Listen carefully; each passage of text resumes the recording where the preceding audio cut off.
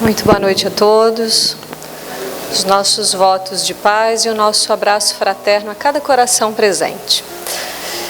No livro Templo de Luz, o espírito Jacques Aboad dita uma notinha, uma trova curta a Chico Xavier, definindo a sua moda o que seria mediunidade. Então ele vai dizer assim: mediunidade, ao que vejo, é uma estrela clara e bela, que foge rapidamente daqueles que abusam dela. Essa é uma definição, que nós possamos guardá-la, porque ela é bastante poética. Mas Allan Kardec, ele vai tratar profundamente do assunto na segunda obra da codificação, cujo livro é o Livro dos Médiuns. O que inicialmente desperta o codificador, à sua época, por volta dos anos de 1852, 53, 54, é uma efervescência quanto ao fenômeno mediúnico. E lógico que Kardec, dentro da sua perspectiva bastante racional, já que vinha de um meio também científico, passa a investigar o fenômeno, que logicamente não é algo novo, porque quando nós olhamos para os tempos passados, nós vamos ver todas as civilizações e basicamente em todos os povos, ou seja, nessas agremiações de pessoas, nós vamos sempre presenciar algum tipo de fenômeno mediúnico. Mas Allan Kardec vai trazer o assunto de uma forma mais clara. Então ele vai dizer que é médium todo aquele que sente a influência de algum espírito. E a pergunta é: quem não sente? Mas vou fazer sempre uma pergunta que faço: quem eu sou? A gente esquece isso muito. Quem eu sou? Eu sou um espírito. Alguém está de primeira vez na casa hoje? Pois bem, um dos princípios básicos da doutrina espírita é a imortalidade da alma. E logicamente que Kardec, ele acaba confirmando essa tese, que não é uma tese espírita, mas é uma própria tese do universo, que nós somos espíritos imortais. Ou seja, se eu sou um espírito e todos vocês são espíritos aqui encarnados, fora os desencarnados, e logicamente que nós nos sentimos mutuamente, em maior ou menor grau, isso já é uma faculdade, já é um atributo natural do espírito. Sentir o meio, sentir o outro, sim ou não? Sentimos ou não sentimos? Muitas vezes somente ao pegar ao telefone, sem sequer estar falando diretamente com a pessoa, nós falamos: você está bem? Como que pode isso? Como que pode muitas vezes eu olhar para alguém e sentir que ela não está bem, sem que ela me fale nada?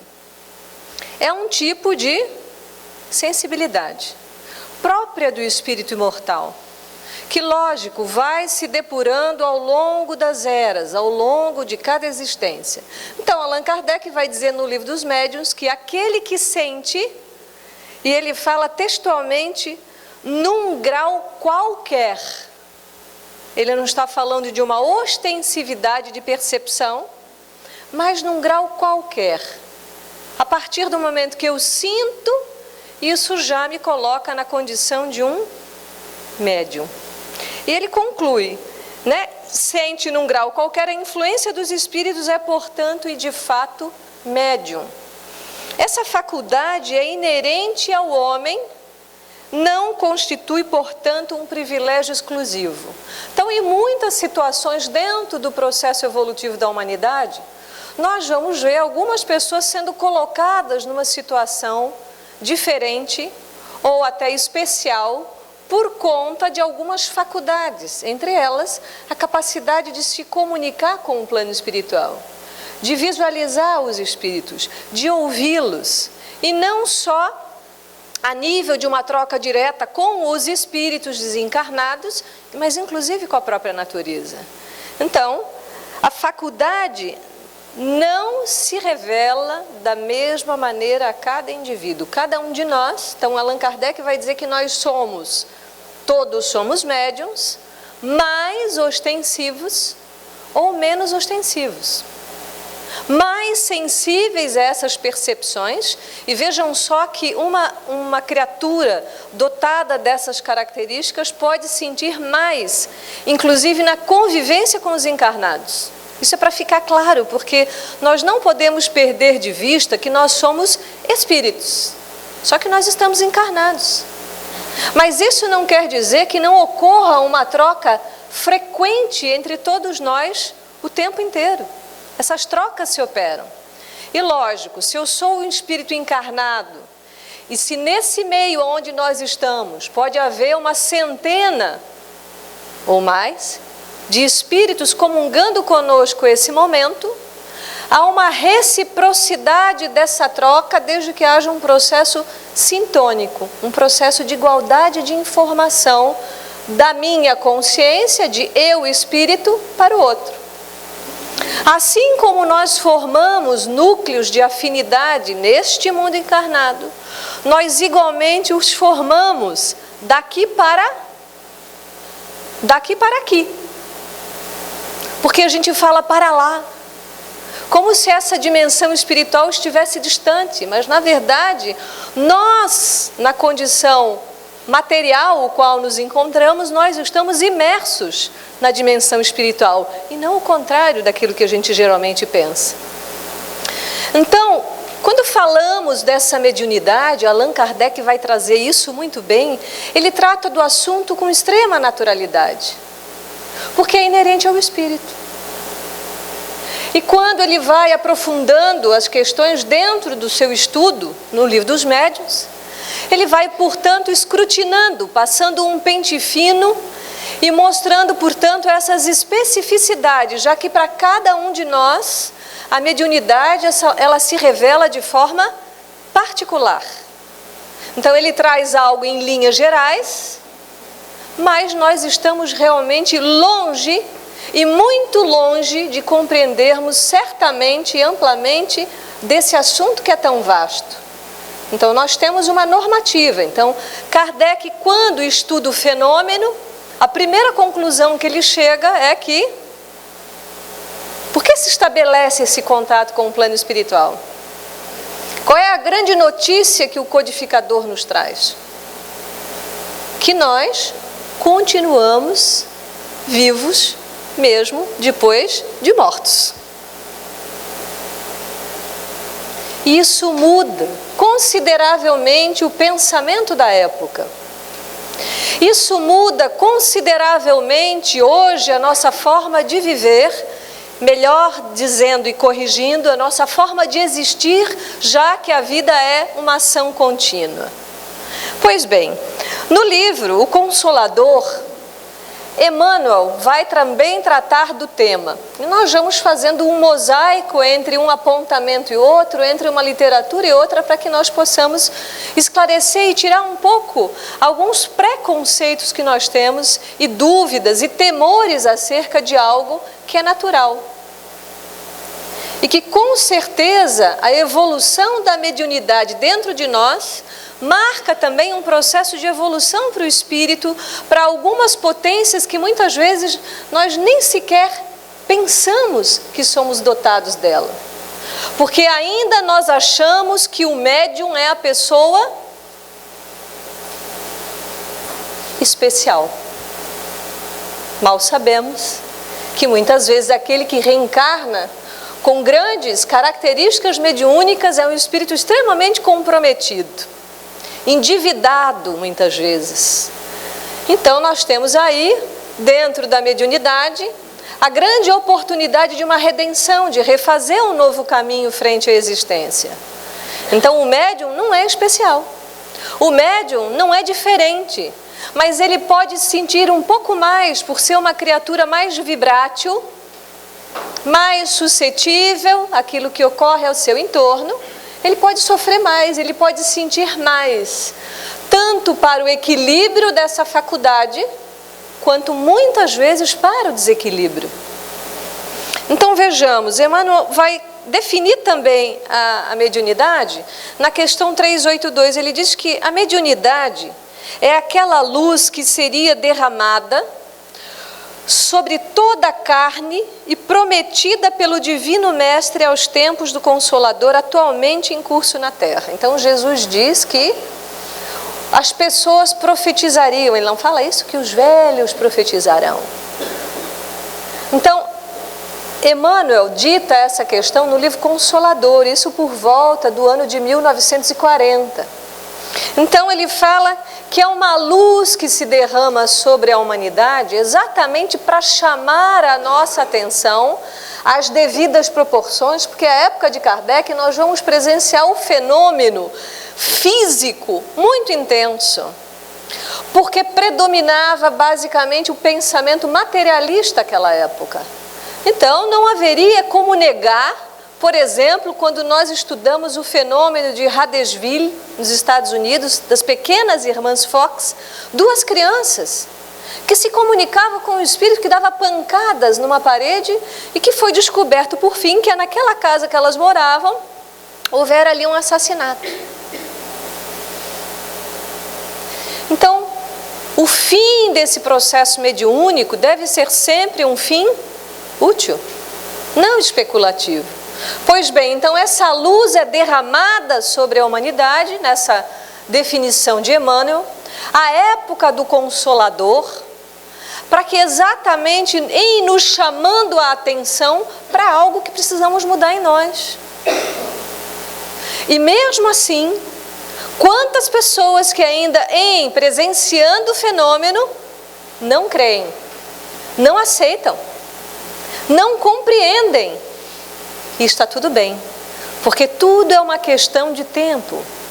Se nós não despertamos por uma maneira, despertaremos por outra. Isso não deve gerar aflição em nós. Ao contrário, daqueles que já sabem dessa realidade, porque crer é diferente de saber. Saber é quando essa verdade ela está calma dentro de mim e eu não tenho necessidade de convencer ninguém mais dessa verdade. Então esse é um processo de um saber mais profundo. E Emmanuel segue dizendo que a mediunidade é atributo do espírito, que é um patrimônio dessa alma imortal que se lapida a cada existência, porque a cada etapa que passamos na Terra, nós vamos nos sensibilizando. Então esse processo de tornar-se mais sensível é que realmente nós passemos a nos sensibilizar diante da dor do outro, para que nós passemos a nos sensibilizar diante daquele que muitas vezes não tem as mesmas oportunidades que eu tive. Então essas aquisições que vão nos tornando criaturas mais sensíveis, serve para que nós possamos exercitar o amor nas nossas vidas. Então quando nós olhamos, por exemplo, essa figura honorável de Chico Xavier, que vem com uma mediunidade ostensiva já na sua primeira infância, 5 anos, assim como Ivone do Amaral Pereira, que é um grande vulto dentro do nosso movimento espírita, médiuns que já vêm comprometidos com uma tarefa. Isso não é uma coisa fácil. Muitas vezes nós vemos muito comum 2 perfis de pessoas, aqueles que gostariam de ser médiuns. Mas eu queria ver os espíritos, eu queria psicografar, eu queria escutar, mas não sabem no que isso está implicado muitas vezes. E outros que a menor ideia de ver um espírito já morre de medo, quase desmaia. De escutar uma voz e um barulho então. Mas Allan Kardec ele é tão perspicaz nesse sentido, que ele sempre vai nos lembrar que, primeiro, considere todas as questões materiais. Eu estou escutando um barulho em casa. Pode não ser um fenômeno físico. Pode ser simplesmente porque o sol aquece a parede e a noite estrala. Muito simples, porque tem gente que vê espírito em tudo que é lugar. Então nós não podemos banalizar também esse intercâmbio. São situações bastante específicas. Então Emmanuel vai dizer qual a maior necessidade. Então tudo bem, todos nós somos médium, certo? Entendemos que todos somos médium? Não tem ninguém aqui que não seja médium, certo? Todos somos. Intensidades e percepções diferentes, mas nós nos sentimos mutuamente e muitas vezes fazemos esse lastro psíquico com um outro desencarnado que convive comigo. E não necessariamente que convive até, porque às vezes essas afinizações, elas acontecem também esporadicamente. Então, dentro desse processo de todos somos médiums, Emmanuel pergunta-se, Emmanuel, qual a maior necessidade do médium? Eu como médium, e aqui eu estou falando para todos os eus, eu como médium, eu aí sentado, eu aqui falando, qual é a minha maior necessidade? Se nós estamos olhando para a mediunidade na perspectiva espírita, e se o nosso modelo e guia é Jesus. Então Emmanuel vai responder. A maior necessidade do médium, a primeira necessidade do médium é evangelizar-se a si mesmo antes de se entregar às grandes tarefas doutrinárias. Isso é sério. Pois de outro modo poderá esbarrar sempre com o fantasma do personalismo em detrimento de sua missão. Então pensamos assim, já sabemos que o médium ele não é uma pessoa especial, que ele não é dotado disso ou daquilo e portanto é diferente ou melhor do que o outro, certo? Então, por que eu preciso do processo da evangelização? Por que aquele que muitas vezes chega à casa espírita, e muitos de nós chegamos aqui por conta de perturbações espirituais, muitos de nós chegamos aqui por sofrimentos de ordem espiritual, e por que essas pessoas que têm uma mediunidade um pouco mais ostensiva não são encaminhadas para o trabalho mediúnico? Porque essa não é a primeira etapa. Há muitas coisas que se entender antes. E muitas vezes eu me deparo com uma mediunidade que não é educada, que não foi educada previamente. Então há processos preliminares, por mais ostensiva que seja essa mediunidade. Porque quando essa mediunidade, muitas vezes, há períodos onde ela acontece, nós vamos ver na sequência, em que momentos que isso pode acontecer na minha vida. Porque muitos de nós pensamos assim, mas eu já passei dos 50. Não quer dizer nada. Porque nós não sabemos em que período eu programei isso na minha reencarnação. Há um grande médium chamado Emanuel Swedenborg, que teve o seu processo mediúnico em eclosão após os 50 anos de idade. Nós vamos ter experiências, muitas vezes mediúnicas, marcadas em algumas etapas da nossa vida, porque estão de acordo com a nossa cronologia, inclusive com a nossa biologia. E mais, quando nós planejamos, então nada acontece a esmo, porque as leis divinas elas sempre vão dar ordem a tudo. Nada está fora de ordem. Mesmo que às vezes a nossa vida pareça um caos, não tem nada fora de ordem. Porque esse caos bem provavelmente foi escolhido por mim. E se foi escolhido por mim, o que antecede a isso é uma causa, e o que eu vivo, portanto, é um efeito dessa escolha, certo? Então, eu defino isso, porque a roupagem física, e vejamos bem que as estruturas neuronais, elas estão de acordo com o tipo de mediunidade que eu virei experimentar na encarnação. Então, quando falamos, por exemplo, de um desenvolvimento mediúnico, isso passa pelo estudo. Para eu compreender o que é isso, que fenômeno eu vivo. Vejamos que os matizes são tão variados que realmente é difícil definir com tanta assertividade, mas há alguma parte sintomática que é comum à grande maioria, mas com nuances às vezes que vão gerar particularidades para cada um dentro das suas percepções. Então, nesse processo de definir essa existência que vai iniciar, eu posso concordar ali, dentro desse planejamento, com uma mediunidade, com essa ou aquela faculdade. E geralmente, muito endividado é o espírito que tem mais faculdades. Ele não é mais especial por isso. Então nós vamos ver, por exemplo, a figura de Ivone do Amaral Pereira, que foi suicida recorrente em algumas vidas. Ela nasce nessa vida como Ivone do Amaral Pereira. Tem uma vida de grandes provações. Mas não se assustem, porque quando a gente fala isso, dá a impressão, meu Deus, então ser médium é um sofrimento. Depende de como eu já compreendi isso na minha vida. Depende de como eu utilizo isso na minha vida, porque isso é uma bênção, não é uma cruz. Isso é uma dádiva, isso é uma oportunidade, mas a gente pode pensar, puxa, mas aquela pessoa é médium, ela não tem o menor caráter. Isso é um detalhe que a gente pode discutir depois. O porquê que isso acontece? Essa mediunidade, ela é um privilégio desse ou daquele? Não. Então, nesse projeto, eu defino. E nesse projeto, o corpo ele já vem preparado para a manifestação dessa ou daquela característica mediúnica, e o desenvolvimento da mediunidade está no refinamento daquilo que eu já trago como germe mediúnico, certo?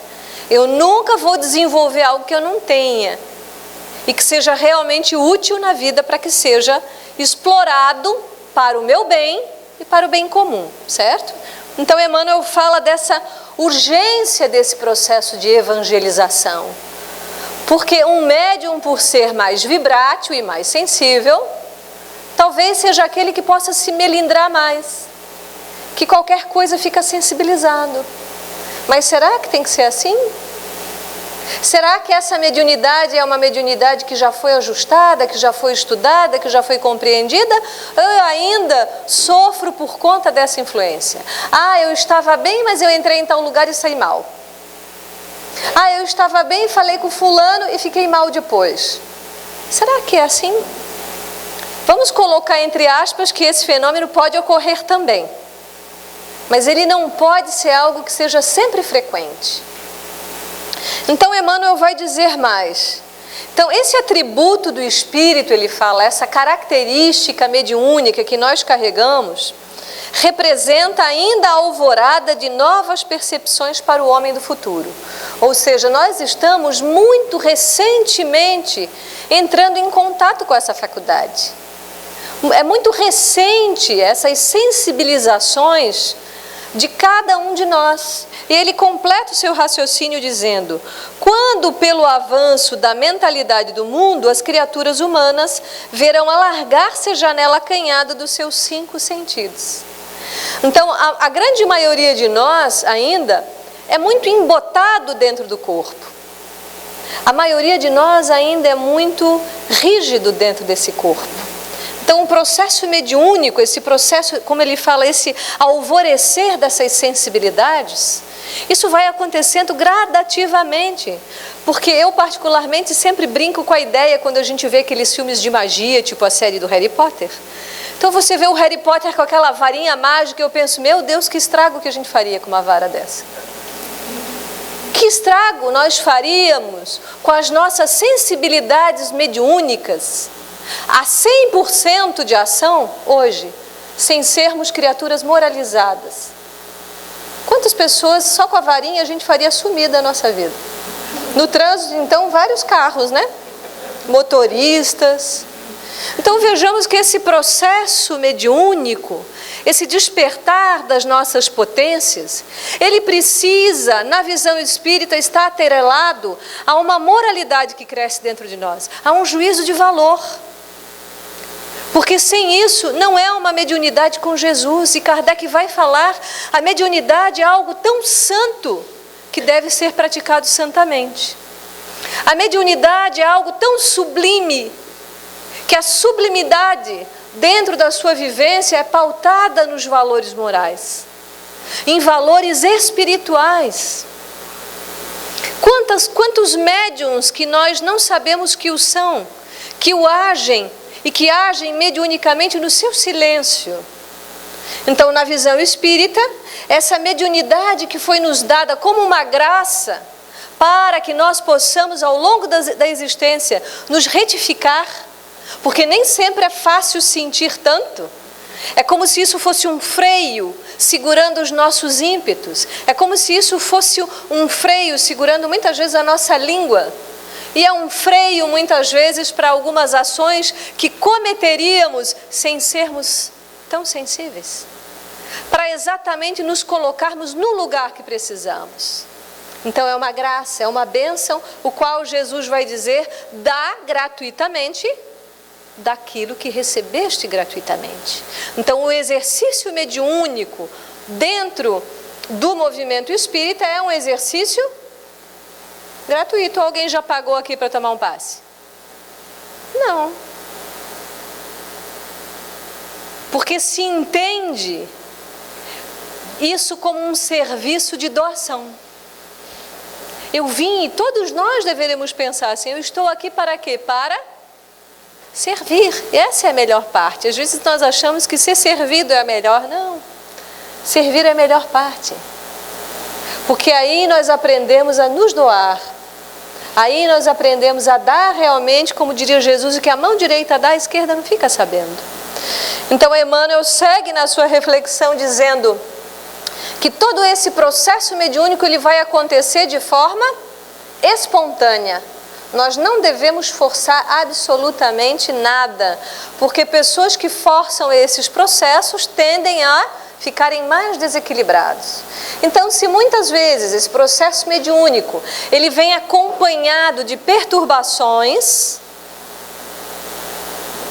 nós vemos muitos casos e recebemos inúmeros dentro do centro espírita, e muitos casos de perturbações de ordem psicológica vão ter essa base de desequilíbrio na mediunidade em desequilíbrio. Não estamos generalizando, mas em fazendo o processo do estudo, do autoestudo, da frequência na casa, do passe, da água magnetizada, entre outras coisas que devemos dar continuidade, esse fenômeno pode simplesmente se aplacar.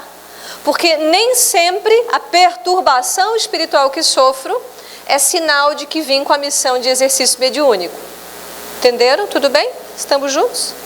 Porque às vezes, eu escuto o espírito, eu escuto voz, eu saio do corpo, eu vejo coisas. Mas depois de trilhar um certo período de autoeducação, essas faculdades se ajustam e muitas vezes somem. Ou se mantém em germe. Mas em muitos realmente é um compromisso. E que deve ser levado muito a sério. Então, Allan Kardec, voltando ao Livro dos Médiuns, no capítulo 20, item 2, ele vai dizer: se há pessoas indignas que a possuem, é que disso precisam mais que outras para se melhorarem. Porque nós vamos, se já não vimos, nós iremos presenciar muitos médiuns, não necessariamente médiuns espíritas, porque a mediunidade não é atributo de espiritismo. Qualquer um, pode ser até um materialista, pode ser qualquer um de qualquer crença, pode ser qualquer pessoa, pode ser na infância, pode ser na adolescência, pode ser na juventude, pode ser na senectude. Não há um período, mas há momentos onde isso vai ficar mais evidente e devemos tratar isso de forma muito natural e bastante madura em se tratando do fenômeno, porque se Deus permite que a estes, como diz Allan Kardec, alguém que não tem base moral, alguém que vai fazer mau uso dessa mediunidade, na verdade ele está tendo uma grande oportunidade, mas às vezes se endivida mais, porque é um compromisso grave. Porque se eu vim detentor de algumas faculdades e abuso delas, eu estou gerando um débito ainda maior. Isso é gravíssimo.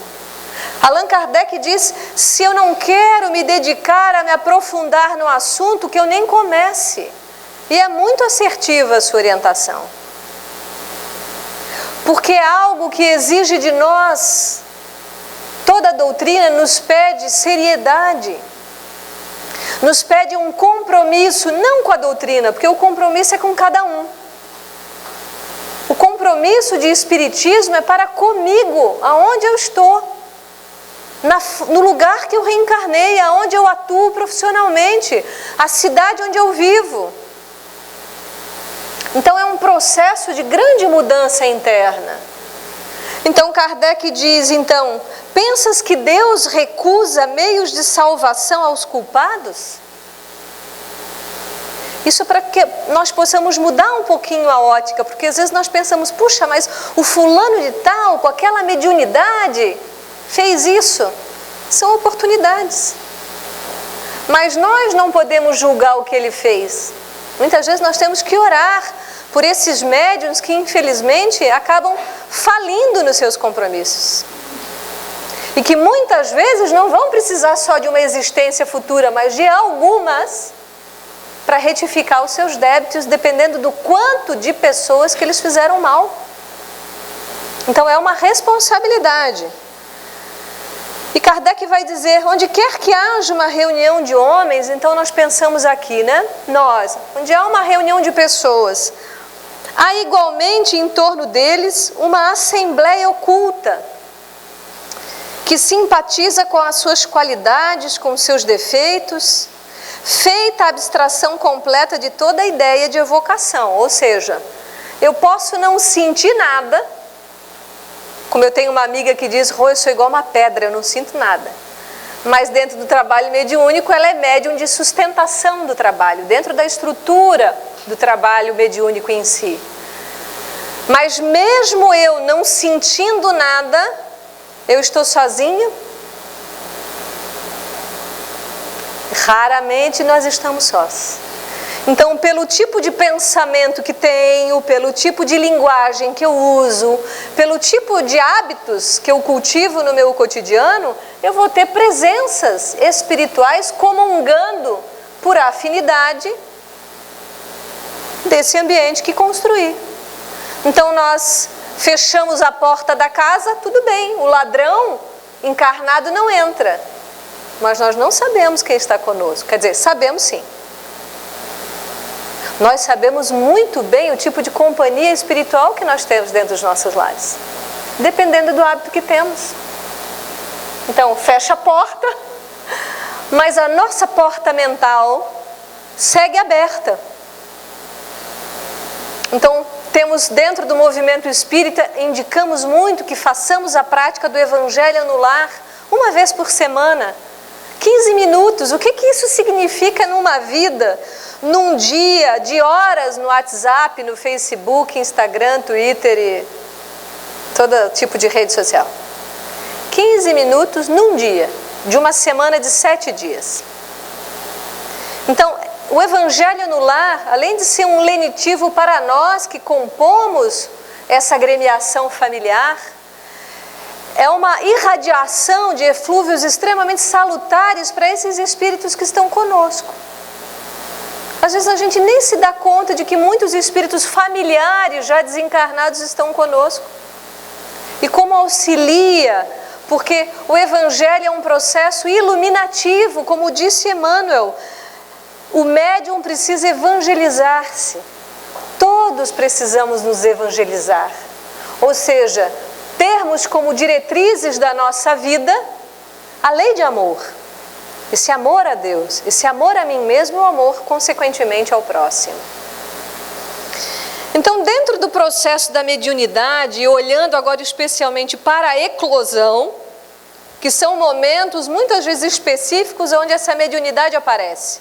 Ela vai aparecer na infância, no primeiro setênio. É muito comum nós ouvirmos as crianças dizerem o quê? Que tem um amigo imaginário, por exemplo, não é? Muito comum.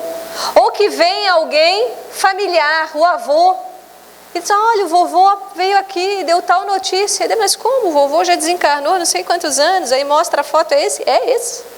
E ele falou isso, isso e isso. Nós devemos estimular essa mediunidade? Não devemos. Qual é a orientação? Por que nós temos a evangelização já no ventre materno? Exatamente para que essa evangelização se processe ali. Nós tivemos particularmente uma situação em casa, e quando minhas filhas maiores eram pequenas, saíram correndo do banheiro. Mãe, está cheio de espírito ali no banheiro, né? E pela mediunidade registramos que o fenômeno se dava realmente. Espíritos de crianças. E falamos a elas, vamos ficar tranquilas, são amigos, vamos fazer uma prece, vamos fazer uma orientação, uma oração, e vamos vibrar por eles, porque devem precisar disso nesse momento. Então, é essa naturalidade, essa calma que a doutrina espírita nos dá para lidar com o fenômeno sem exasperos. Não se estimula na criança, não se vai perguntar, mas o que você está vendo? Quantos são? Não. Trouxe a informação, se esclarece quanto ao fato, se faz a prece, se faz oração, se necessário for, abra o Evangelho, porque essa vibração, muitas vezes, que esses espíritos estão buscando naquele momento. Dentro do processo da adolescência, essa efervescência toda hormonal, muitas vezes vai deixar os jovens nesse período muito mais sensíveis. Então é um outro momento onde a mediunidade, muitas vezes, ela acontece, mas de uma forma descompensada. Se essa criança e jovem segue no processo da evangelização, muitas vezes ali, se detectar realmente uma mediunidade mais ostensiva, vai se orientar esse jovem para um estudo. E na juventude, nós vamos ver que muitas vezes vai ter um segmento dentro do processo da juventude, pode haver processos onde essa mediunidade novamente se exacerba, e às vezes acontecem algumas sensações insólitas. Por exemplo, dores desconhecidas no corpo, que a gente vai fazer os exames, não tem nada. Às vezes pode ser essa influência, pode ser esse processo. Muitas vezes a taquicardia pode marcar, observem bem, eu estou falando que pode marcar o processo de eclosão, nem sempre. Lembrando que a orientação é, eu não tenho um problema cardíaco, ok, eu vou considerar o mediúnico. Às vezes determinadas pressões, sensações de expansão, de uma tontura que não é pressão baixa, esses são alguns sintomas dos mais variados que cada um muitas vezes pode sentir.